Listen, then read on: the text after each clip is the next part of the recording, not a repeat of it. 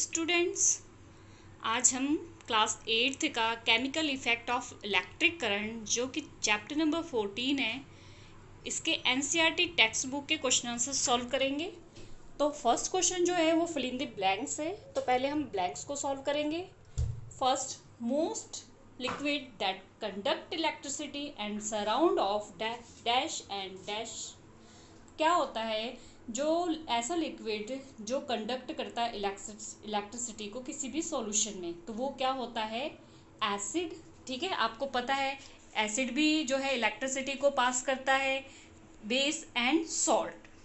Next हमारे पास क्या है? The passage of electric current through a solution cause dash effect. अगर किसी में से किसी भी सॉल्यूशन से इलेक्ट्रिसिटी पास होती है तो वो कौन सा इफेक्ट होता है? वो कौन सा इफेक्ट होता है? चैप्टर के नाम में ही छुपा है, chemical effect. Next, if way pass current through copper sulphate solution. Copper sulphate solution किस में लिया था हमने? इलेक्ट्रोप्लेटिंग जो हमने किया था कॉपर की, तो उसमें इलेक्ट्रोलाइज के रूप में हमने क्या लिया था? कॉपर सल्फेट सॉल्यूशन लिया था। ठीक है, तो if you pass current through copper sulfate solution, copper get deposit on the plate connected to the dash terminal of the battery। तो कॉपर सल्फेट के सॉल्यूशन लिया था तो कॉपर जो है वो कौन से टर्मिनल पे जो है कनेक्ट हो रही थी? तो हमें पता है वो कौन से टर्मिनल पे कनेक्ट हो रही थी। अगर आपने चैप्टर अच्छे से समझा होगा तो आपको अपने आप पता लग जाएगा, नेगेटिव टर्मिनल पे। Okay, now next, the process of depositing of a layer of any desired metal on another material by means of the electricity is called। Process है जिसमें हम अपनी इच्छा अनुसार एक मेटल की परत जो है दूसरे मेटल पे चढ़ा देते हैं, उसे क्या कहते हैं? आपको पता है, हमने पढ़ा हुआ है ना, मोस्ट इंपॉर्टेंट टॉपिक था इस चैप्टर का। उसे कहते हैं इलेक्ट्रोप्लेटिंग। ये इसके आंसर से आप यहाँ से भी देख सकते हो। Now next question, Question number 2. When the free ends of a tester are dipped into a solution, the magnetic needle show deflection. Can you explain the reason? अगर हमने क्वेश्चन में पूछा गया आपको कि अगर हमने जो किसी भी टेस्टर के फ्री एंड से, मान लो जो वायर से, ठीक है, इस तरीके से कोई वायर से उसको हमने किसी सॉल्यूशन में जो है डिप्ड किया है, ठीक है, यहाँ पर डिप्ड किया हुआ है, तो मैग्नेटिक नीडल अगर यहाँ पर है वो डिफ्लेक्ट हो रही है अपनी जगह से, तो आप बताओगे क्यों डिफ्लेक्ट हो रही है? आप इसको एक्सप्लेन कर सकते हो। तो yes answer, the deflection in magnetic needle show that the circuit is complete. Deflection से ही क्या पता लगता है कि सर्किट जो है वो कंप्लीट हो रहा है। And the solution conducts electricity, that is it is a good conductor. अगर वहाँ पे मतलब अगर मैग्नेटिक नीडल जो है हिल रही है, इसका मतलब उसमें से जो है करंट पास हो रहा है, और करंट पास हो रहा है इस मीन्स जो हमने मटेरियल लिया है वो हमारा क्या है? गुड कंडक्टर है। ठीक है, next question, question number 3, name 3 liquids which when tested in the manner show in figure 14.5 may cause the magnetic needle to deflected. आप बताओगे ये जो हमने फिगर लिया हुआ है इसमें हम कौन कौन से लिक्विड्स लेंगे, कि ऐसे 3 लिक्विड्स के नाम आप बता दो कि अगर हम इसमें डालेंगे तो जो मैग्नेटिक नीडल्स है वो डिफ्लेक्ट करेगी। तो vinegar, lemon juice and tap water. Vinegar क्या है? एसिड है, तो लेमन क्या है? एसिड है। टैप वाटर में भी क्या होती है? इम्प्योरिटीज होती हैं, इसलिए इन तीनों की वजह से जो मैग्नेटिक नीडल है वो क्या होने लग जाएगा? डिफ्लेक्ट होने लग जाएगा। Next question number 4, the bulb does not glow in the setup shown in figure 14.6. List the possible reason, explain your answer। अब आपको एक सेटअप दिया हुआ है, यहाँ पर आप सेटअप देखो, इस सेटअप में जो है बल्ब नहीं जल रहा है। आप देख रहे हो यहाँ बैटरी भी लगा है, सॉल्यूशन भी है, फिर भी बल्ब नहीं जल रहा है। तो इसका क्या रीज़न हो सकता है? बहुत सारे रीज़न हो सकते हैं इसके अंदर, तो हम देखते हैं कौन कौन से रीज़न हो सकते हैं। द बल्ब में not glow because of the following reason. First, the wire in the circuit में बी लूजन कनेक्टेड, मतलब जो हमने कनेक्शन किए वायर की बैटरी के साथ या किसी भी सॉल्यूशन के साथ, तो हो सकता है उनके बीच में कनेक्शन जो है वो लूज हो। द बल्ब में बी फ्यूज, हो सकता है बल्ब फ्यूज हो, हमारा सारा कनेक्शन सही हो। एंड द सेल में बी यूज्ड अप और जो हमने बैटरी या सेल यूज़ किया हुआ हो सकता है वो पहले से यूज़ किया हो, उसमें बैकअप पावर ना हो। And the liquid may be an insulator, हो सकता है जो लिक्विड है वो क्या है, इंसुलेटर है। That is a poor conductor of electricity. It means insulator है तो वो क्या है, पुअर कंडक्टर ऑफ इलेक्ट्रिसिटी है। तो इनमें से कोई भी कारण हो सकता है कि जिसके कारण से बल्ब जो है ग्लो नहीं हो रहा है। Next question number 5, a tester is used to check the conduction of the electricity through two liquid label A and B. आपने एक टेस्टर लिया है, उससे आपने इलेक्ट्रिसिटी की कंडक्टिविटी चेक करनी है दो लिक्विड में से, उनको लेबल कर दिया हमने A and B. It is found that the bulb of the tester glow brightly for the liquid A while it is glow very dimly for liquid B. तो ए लिक्विड में तो bulb बहुत तेजी से glow कर रहा है और बी लिक्विड में ग्लो तो कर रहा है बहुत धीमा ग्लो कर रहा है, बहुत डिम ग्लो कर रहा है। यू वुड कंक्लूड दैट, आपने कंक्लूजन निकाल सकते हैं इसमें से। First, liquid A is better conductor than liquid B. Second, liquid B is a better conductor than liquid ए।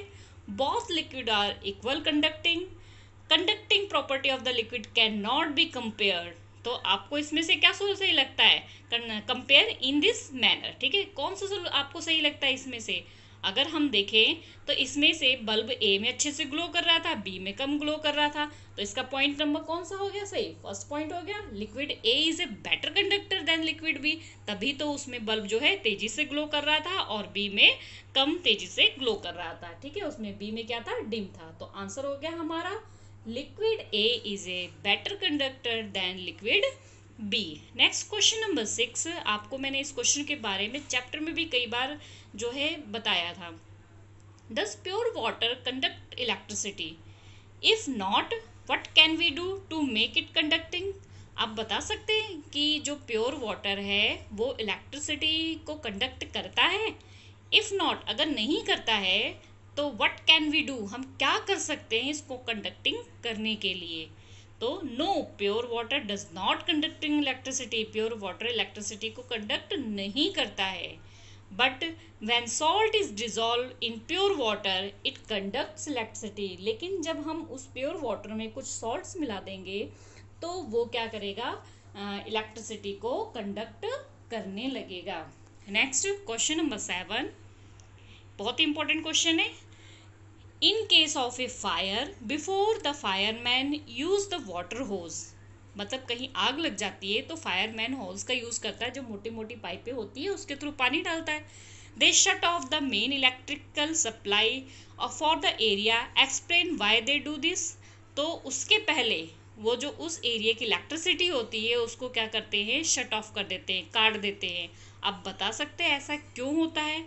तो क्या देखते हैं क्यों, क्योंकि वाटर क्या होता है, गुड कंडक्टर ऑफ इलेक्ट्रिसिटी होता है, ठीक है। अब आंसर देखते हैं।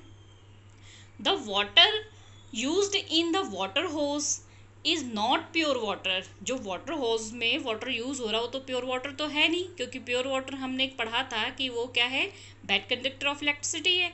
And is a good conductor of electricity, तो अगर वो प्योर नहीं है इसका मतलब वो क्या है, गुड कंडक्टर ऑफ इलेक्ट्रिसिटी है। So the firemen shut off the electric supply before spraying water to save themselves and the other people from the electrocution। तो क्या होता है कि अगर वो शट ऑफ कर देगा तो इलेक्ट्रिसिटी प्रोड्यूस नहीं होगी, जिसकी वजह से पानी के थ्रू जो है करंट फैलने का डर कम रहेगा और इससे वो अपने आप को और लोगों को इससे बचा सकता है। Next question number 8, A children staying in a coastal region test the drinking water and also the sea water with the tester।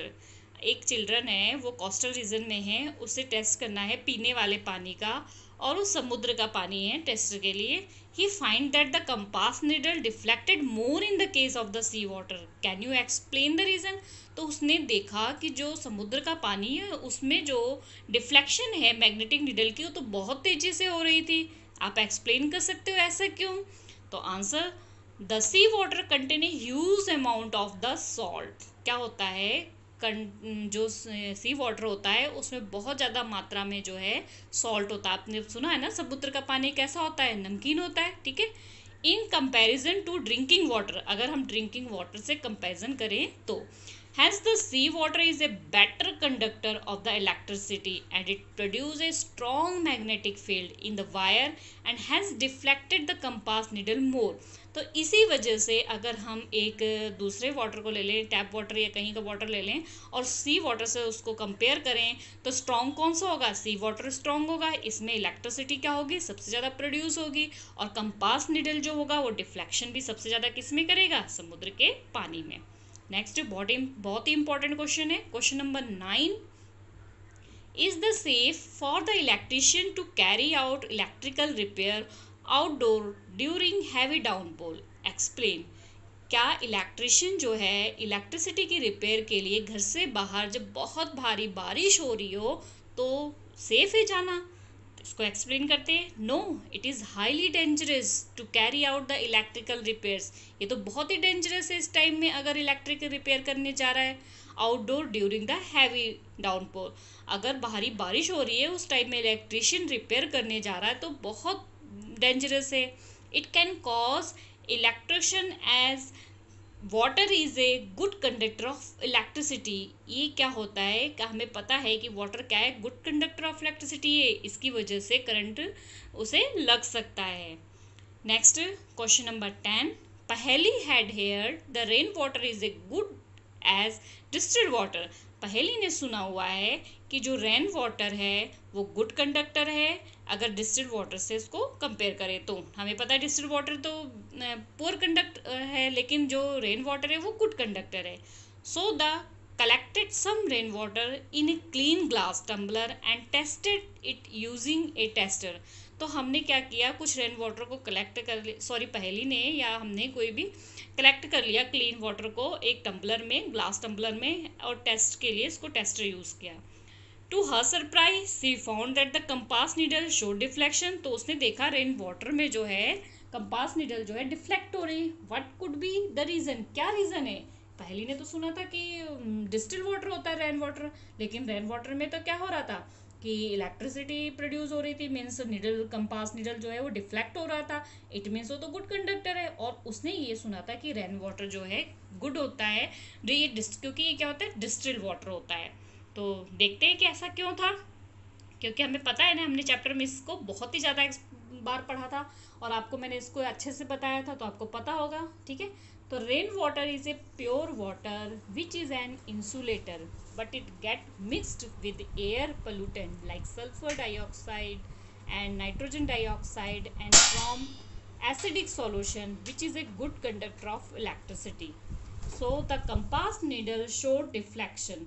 जो रेन वाटर होता है वो प्योर वाटर नहीं तो होता है, इंसुलेटर होता है, बट उसके साथ क्या होता है? जो एयर में पोल्यूशंस होते हैं जैसे कि सल्फर डाइऑक्साइड, नाइट्रोजन डाइऑक्साइड और भी बहुत सारे एसिड्स होते हैं, वो इनके साथ क्या हो जाते हैं? मिक्स हो जाते हैं और जिसके कारण इसको क्या बना देते हैं? गुड कंडक्टर बना देते हैं।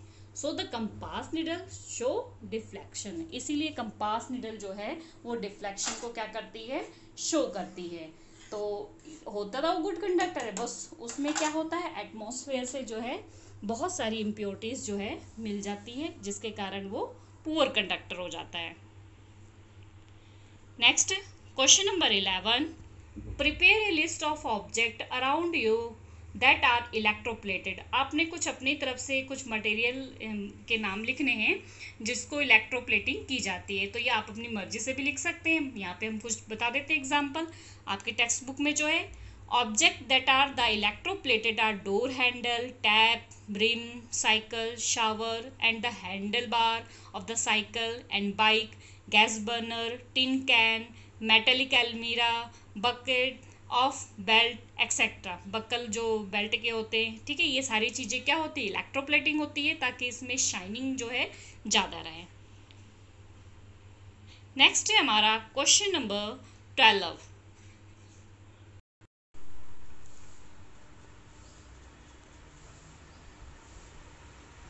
The process that you saw in activity 14.7 is used for the purification of copper. आपने प्रोसेस देखी होगी एक्टिविटी 14.7 में कॉपर की प्यूरिफिकेशन में आपने चैप्टर में पढ़ा ही है। A thin plate of the pure copper and a thick rod of impure copper are used as electrodes. तो इलेक्ट्रोड्स के रूप में एक थिन प्लेट यूज़ की गई थी प्योर वाटर की, प्योर कॉपर की, और थिक रॉड जो थी वो इम्प्योर कॉपर की। तो copper from the impure rod is sought to be transfer to the thin copper plate. तो जो थिक कॉपर प्लेट थी वो थिन कॉपर प्लेट की तरफ ट्रांसफ़र हो रही थी। Which electrode should be attach to the positive terminal of the battery and why. तो कौन सा इलेक्ट्रोड जो है पॉजिटिव टर्मिनल की बैटरी से अटैच था और क्यों था। तो इसके बारे में अभी हमने ब्लैंक्स में भी थोड़ा सा पढ़ा था। ठीक है, अभी आंसर देख लेते हैं। The thick rod of impure copper plate is the attach to the positive. जो मोटी थी वो कहाँ थी, पॉजिटिव, और वो क्या थी, impure terminal of the battery, because when electric current is passed through the copper sulfate solution, it get dissociation into copper and sulphate. तो क्या होता है, जब उसमें कॉपर सल्फेट में इलेक्ट्रिसिटी पास की जाती है तो जो कॉपर सल्फेट हो जाता है वो दोनों को अलग कर देता है, कॉपर को अलग और सल्फेट को अलग। The free copper being positive charges get drawn to the negative terminal of the battery and get deposit on it. तो जो इम्प्योर कॉपर होता है वो कहाँ चला जाता है, प्योर कॉपर जिस साइड होता है, थिन लेयर होती है, वहाँ पर डिपॉजिट हो जाता है। On the other hand of the loss of copper from the solution is reason from the impure copper rod which is attached to the positive terminal of the battery. इसीलिए क्या किया जाता है, क्योंकि पॉजिटिव टर्मिनल जो है loss कर रही है अपने इलेक्ट्रॉन्स को, इसीलिए उसको कहाँ डाला जाता है, इम्प्योर पॉजिटिव टर्मिनल की तरफ इम्प्योर कॉपर को डाला जाता है, ताकि वो अपने आप को लूज़ करे और उसमें से जो है प्योर कॉपर नेगेटिव टर्मिनल में जाके डिपॉजिट हो जाए। ओके स्टूडेंट्स, ये हमारे क्वेश्चंस ख़त्म हो गए। आई होप आपको समझ में आ गए होंगे।